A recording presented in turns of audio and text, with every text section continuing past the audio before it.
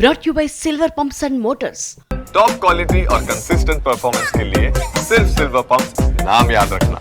కృష్ణా జలాల విషయంలో తెలంగాణలో పొలిటికల్ హీట్ కంటిన్యూ అవుతోంది. ఏపీ నీళ్ల దోపిడీ చేస్తుంటే బీజేపీ నేతలు ఏం చేస్తున్నారని హరీష్ రావు ప్రశ్నించారు. అయితే ఆయనకు కౌంటర్ ఇచ్చారు కేంద్ర మంత్రి బండి సంజయ్.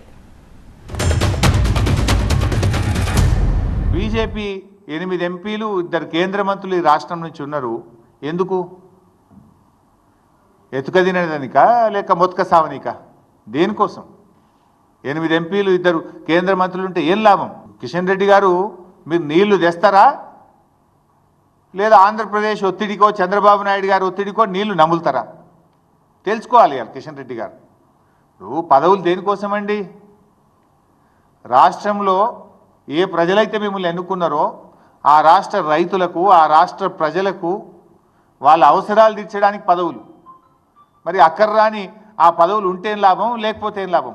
రాష్ట్ర హక్కులు కాపాడలేని పదవులు ఉండి ఏం ప్రయోజనం అని నేను అడుగుతా ఉన్నా.